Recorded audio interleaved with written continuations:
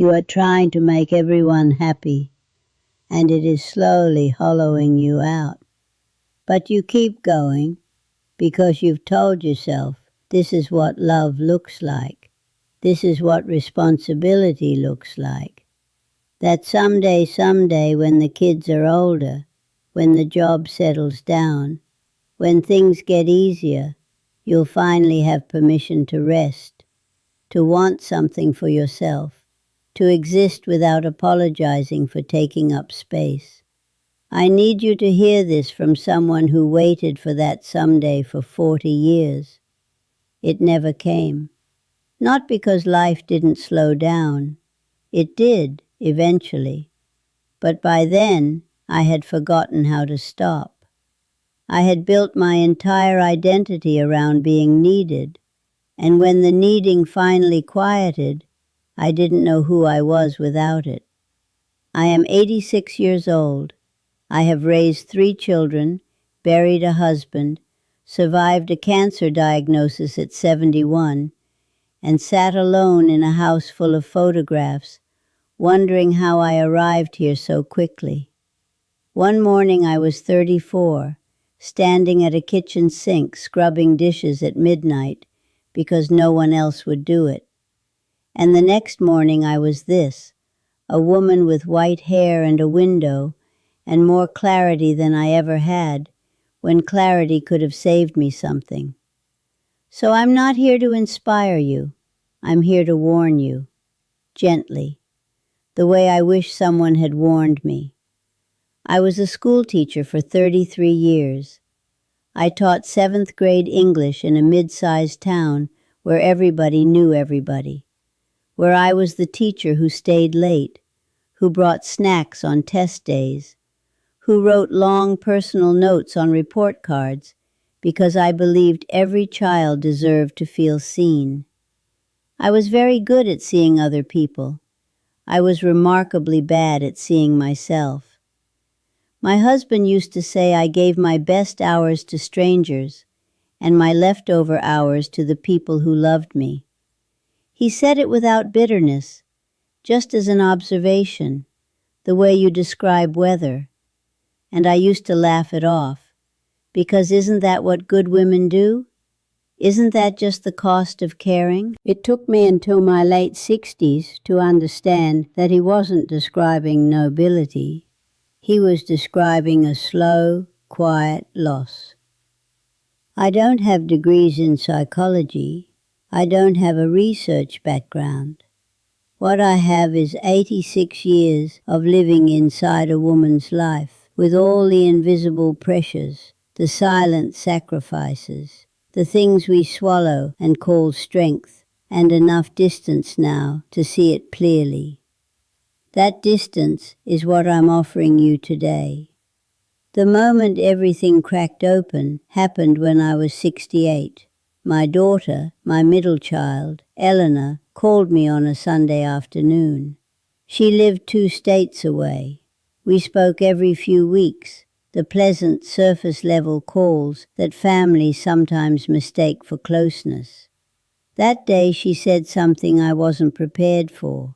She said, "Mom, I never knew what you actually wanted. Your whole life I could tell you what everyone else needed from you, but I have no idea what you ever wanted for yourself." She wasn't angry, she was sad. She was grieving something she couldn't name. The version of her mother who had a self, who modeled desire and ambition and rest and joy, not just duty. I sat with the phone in my hand for a long time after we hung up, and I thought about every year I had answered the question, "What do you want?" with "whatever works for everyone else." I thought about how I had made that sound like generosity, and for the first time in decades, I let myself wonder if it had actually been fear. That Sunday afternoon is where this list begins. Lesson 1. You are not responsible for everyone's comfort. This is the one that cost me the most, the one that ran deepest. I spent the majority of my adult life managing other people's emotional weather, smoothing tensions before they became arguments, absorbing my husband's stress so the children wouldn't feel it, dimming my own frustration in rooms where I was afraid it would be labeled as too much. Psychologists call this emotional labor, the invisible, exhausting, largely unreciprocated work of managing feelings, maintaining harmony, and keeping relationships functional. Studies consistently show that women carry a disproportionate share of it, and that the long-term cost is not just exhaustion. It is a gradual erosion of self-knowledge. You become so fluent in what everyone else needs that you lose the language for your own needs entirely. Here is what I would tell you. Other people's discomfort is not always yours to fix. Silence is not always yours to fill. A difficult conversation is not always yours to soften. Let some things land. Let some feelings be someone else's responsibility to manage. You are not a thermostat. You are a person. Lesson 2. Your dreams did not have an expiration date, but you treated them like they did. I wanted to write, not teach writing, do writing. I had notebooks full of half-finished stories going back to my 20s, characters I loved, sentences I was proud of, a novel I'd been working on in the margins of my actual life for 15 years. I stopped opening the notebooks when I was 41. I told myself there wasn't time, that it was selfish, that the family needed me present, not off somewhere in my imagination. The notebooks are still in a box in my closet. That box is the most expensive thing I own, not in dollars, in cost. Research on deathbed regrets consistently finds that women, more than men, regret the things they didn't do for themselves, the ambitions quietly surrendered, the creative lives never started, the educations postponed until the postponement became permanent. You don't have to write a novel, but you have something in a box somewhere. Open it. This year. Not when things calm down. Things do not calm down. You calm down. And by then, the box feels too heavy to lift. Lesson 3. The woman in the mirror deserved more kindness than you gave her. I was cruel to my body for most of my life, not in dramatic ways, in the quiet, constant way women are taught to be always too much of something, never enough of something else. Too loud, too emotional, too soft, not thin enough, not young enough, not enough, not enough, not enough. I spent 30 years standing in front of a mirror, cataloguing my failures, instead of thanking a body that had carried 3 babies, survived surgeries, walked thousands of miles, and shown up every single day without being asked. At 71, that body got cancer. And I will tell you something. When the diagnosis came, I did not think about my thighs. I did not think about any of the things I had spent decades being ashamed of. I thought about whether I had enough time left. I thought about Eleanor. I thought about the notebooks in the box. The war you are waging against your own reflection is stealing energy from your actual life. Call a truce, not because you've earned it, because you never needed to earn it. Lesson 4. Loneliness can live inside a full house. My loneliest years were not after my husband died. They were in my 40s, in a house with 4 other people, surrounded by noise and need and motion, and completely invisible as a full human being. This is the loneliness no one talks about, not the empty apartment kind, the surrounded and unseen kind, the kind where you are known only as a function mother, wife, teacher, caretaker, and the actual interior person underneath all those roles goes years without being asked a single real question. The U.S. Surgeon General's 2023 advisory on loneliness identified it as a full public health crisis, with physical health consequences comparable to smoking 15 cigarettes a day. And researchers noted that the most invisible sufferers are often those who appear from the outside to have abundant social connection. You can be surrounded and starving. If you feel unseen in your own life, that is not ingratitude. That is information. Act on it. Find one person, just one, with whom you can be completely undefended. Cultivate that relationship like it is the most important thing you own, because it is. Lesson 5. You taught your children what love looks like. Check what you taught them. My oldest son grew up watching me cancel my own plans the moment anyone needed anything. He grew up watching me apologize for being tired, apologize for being sad, apologize for existing in a mood that was anything less than accommodating. He is 58 now. His wife tells me he struggles to express needs, that he waits to be asked, that he assumes he is a burden when he isn't. I did that. Not intentionally, but I did it. Children do not learn from what we tell them. They learn from what we model. When a mother never rests, they learn that rest is shameful. When a mother never says, "I need something," they learn that need is weakness.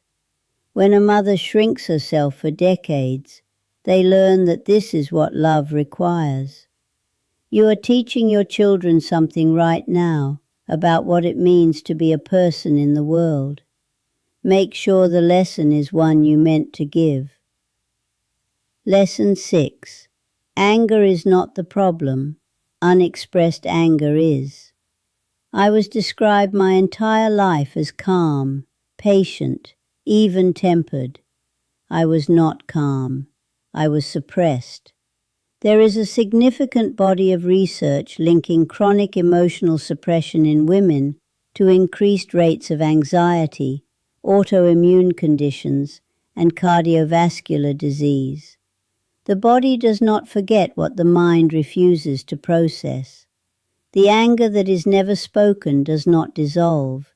It converts into headaches, into distance, into the particular exhaustion of carrying something heavy that you've convinced everyone you're not carrying. I had legitimate anger I never expressed, about the imbalance in my marriage, about the opportunities I didn't take because someone else's needs were always treated as more urgent, about decades of being quietly, politely, socially overruled. I am not telling you to become someone you're not. I am telling you that your anger, when it is just, when it is proportionate, is not a flaw. It is information. And information that is suppressed long enough becomes illness. Find a safe place to feel it. A therapist, a journal, a long drive with music loud enough to drown out the version of you that keeps apologizing for existing. Let it out before it comes out sideways. Lesson 7. The friendship you've been neglecting is a living thing. It can die. I had a friend named Ruth. We met in our 20s, the way women sometimes bond fast and completely, over coffee that went cold while we talked. She knew me before I was anyone's mother or wife. She knew the version of me that still believed anything was possible. We drifted in our 50s. No falling out, just the slow gravitational pull of separate lives, separate cities, the comfortable assumption that she'd always be there. She died at 67, ovarian cancer. We hadn't seen each other in 4 years. I went to her memorial and I sat in the back and I felt something I can only describe as a very specific grief, not just for Ruth, but for the 4 years of her I had decided could wait. She could not wait. She was already running out of time, and I was too busy managing everyone else's everything to notice. Your Ruth is still alive. Go call her. Not when things slow down. Now. Lesson 8. Rest is not laziness. Burnout is not a badge. My generation was taught that exhaustion was virtue, that a woman who worked herself to the bone was a woman who loved her family, that if you weren't tired, you weren't trying hard enough, that rest was indulgence, something you had to earn with a sufficient quantity of sacrifice. I believed this completely. I wore my exhaustion like a medal. By 55, I had chronic pain, a sleep disorder, and an immune system that had essentially staged a quiet protest against the previous 3 decades of my management. The science on chronic stress and women's health is unambiguous. Prolonged cortisol elevation, the kind that comes from years of overfunctioning with insufficient recovery, accelerates cellular aging, disrupts hormonal balance, impairs memory, and increases risk of depression and cardiovascular disease. Your body is not asking for a vacation. It is asking for a sustainable life. Rest is not a reward. It is maintenance. Treat it like something the people who love you are counting on you to do. Lesson 9. You spent too much time waiting for permission. Permission to take the trip, to quit the job that was making you miserable, to say no without a full paragraph of explanation, to take up space without justifying the dimensions. I waited for permission my entire life, from my parents, from my husband, from the culture, from the version of myself that had internalized everyone else's expectations so completely that I could no longer tell the difference between what I actually wanted and what I thought I was supposed to want. The permission was never coming. There was no authority issuing it. There was only me, waiting at a door I could have opened myself at any time. You have been waiting at that door. I am telling you it is not locked. Open it, without asking anyone, without explaining yourself, without making sure everyone else is comfortable with the version of you that knows what she wants and goes after it. Open it now, while you still have enough years ahead of you to walk through it. Lesson 10. Say the loving thing out loud. This is the one that cost me the most to say. I loved extravagantly and expressed it minimally. My children knew I loved them the way you know weather as a condition of their environment, assumed, background, rarely spoken directly. My husband knew because I showed up, because I cooked and stayed and remained. But the specific, named, irreplaceable things I loved about each of them, the particular light I saw in each of their faces, I kept that largely inside myself, as if saying it would make me vulnerable to something I couldn't afford. The Harvard study of adult development, the longest-running study on human happiness ever conducted, found one consistent truth across 80 years of data. The quality and warmth of close relationships is the single greatest predictor of health and joy in old age. Not wealth, not status, not achievement. Warmth. Expressed warmth. The kind that requires words. The people you love do not live inside your head. They cannot read what you feel but never say. And when you are gone, the unexpressed things do not transfer. They simply disappear, and the person left behind spends years wondering whether they were enough, whether you were proud, whether they mattered to you the way they hoped. They mattered. Of course they mattered. Tell them. Say it today. Not in a grand gesture, just specifically, quietly, directly. Name what you see in them. Name what the world would be without them. You will not regret saying it too clearly. You will regret every year you were too guarded to say it at all. Something strange happens when you get to my age. Time stops feeling like a river, steady, continuous, predictable, and starts feeling like water cupped in your hands. You become suddenly, viscerally aware of the volume, of how much has already slipped through. Neuroscientists who study time perception have found that this is not imagination. The brain really does experience time as accelerating with age. When we are young, almost everything is new. Novel experiences create rich, detailed memories that stretch time out, give it texture and weight. As life becomes routine, the brain stores less detail, and years begin to compress, to blur, to vanish between one January and the next. The antidote is not a philosophical shift. The antidote is newness, new experiences, new risks, new conversations with the people already in your life. The brain slows time for what matters, for what it hasn't cataloged before. You can have more time, not more hours, more felt time, more remembered time, but only by choosing again and again to be completely inside your life instead of managing it from a safe, exhausted distance. I don't know how many mornings I have left. I've stopped counting them as currency and started receiving them as something closer to grace. You are somewhere in the middle of your life, and from inside it, everything looks urgent and heavy and permanent.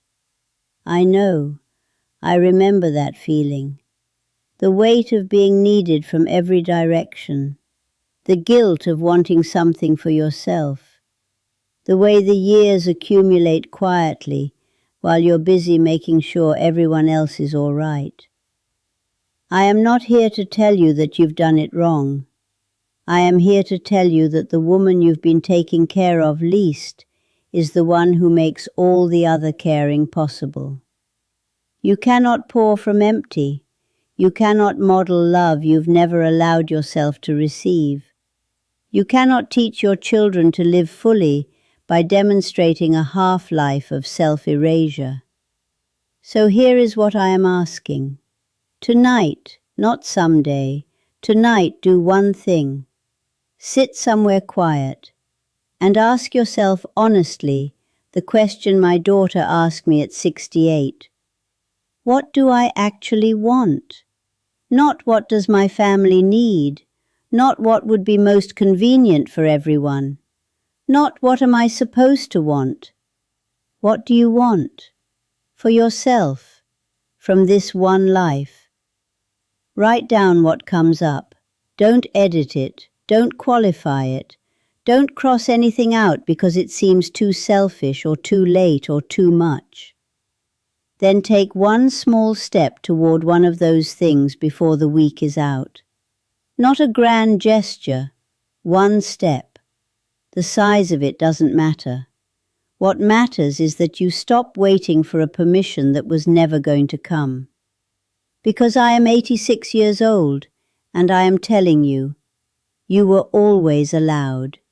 You were always allowed to rest, to want, to take up space, to be the full, complicated, undiminished version of yourself, not the trimmed-down, convenient, everybody's comfortable version.